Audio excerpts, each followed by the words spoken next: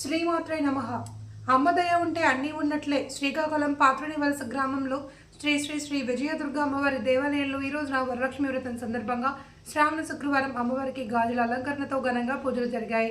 గ్రామంలో ఉన్నటువంటి ప్రజలు సుఖ సంతోషాలతో ఉండాలి అని, సిరి సంపదలతో ఉండాలి అని, ఆరోగ్యంగా ఉండాలి అని అమ్మవారిని వేడుకుంటూ మరెన్నో కార్యక్రమాలు చేయడానికి శక్తిని ఇవ్వాలి అంటూ మనస్ఫూర్తిగా కోరుకుంటూ శ్రీ శ్రీ శ్రీ విజయదుర్గ అమ్మవారి పీఠం దశరథ గురు భవానీ దీక్ష ఆర్గనైజింగ్ సెక్రటరీ, శ్రీకాకుళం జిల్లా పాత్రనివలస గ్రామం.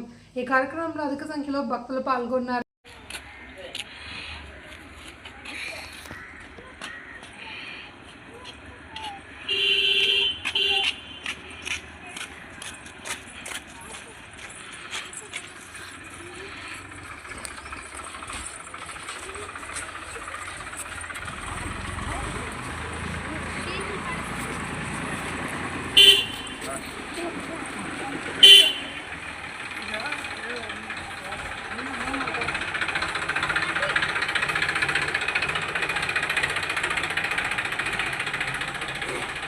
అన్నం పెట్టుకున్నటువంటి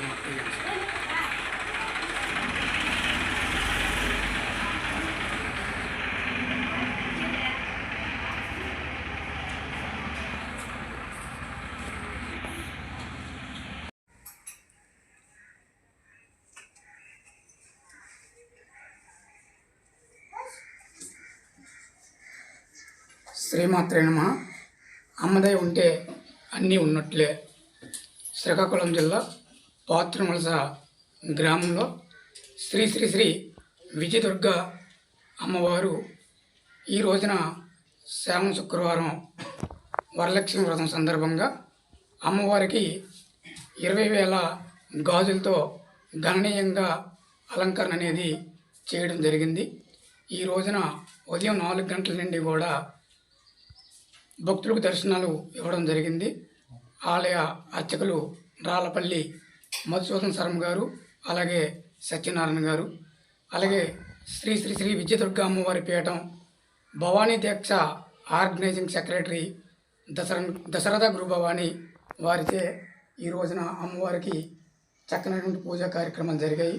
అయితే ఈ యొక్క వరలక్ష్మి వ్రతం పూజ అనేది మరి భక్తులందరూ కూడా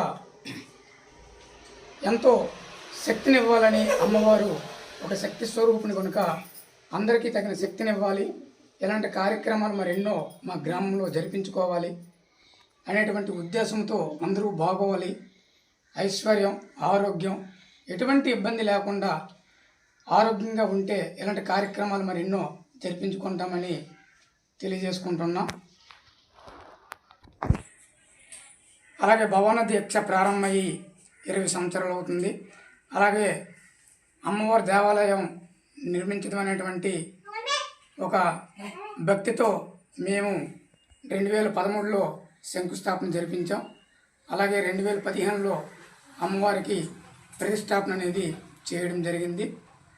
ఈ యొక్క మొదట్లో కొంచెంగా ఉన్న ఇప్పుడు చాలా ఇంప్రూవ్మెంట్గా ఒక శక్తిపీఠంగా అమ్మవారు పిలిస్తే పలికే చక్కనటువంటి శక్తి స్వరూపిణి. ఇది 2015లో మనం నిర్మించుకోవడం జరిగింది. ఈ రోజుకి నేటికి 10 సంవత్సరాలు అవుతుంది. అలాగే అదే కాకుండా ఆషాఢ మాసంలో అమ్మవారికి సారిని సమర్పిస్తాం. అలాగే మేము శ్రావణ మాసంలో ఇలా గాజులతో అలంకరణ చేయడం జరుగుతుంది.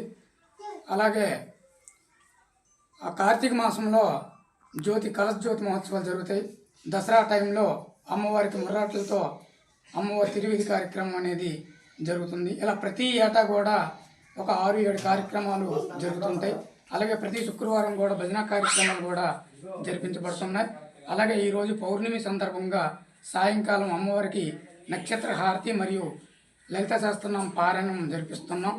అలాగే అమ్మవారికి భజన కార్యక్రమం కూడా సాయంకాలం జరుగుతుంది.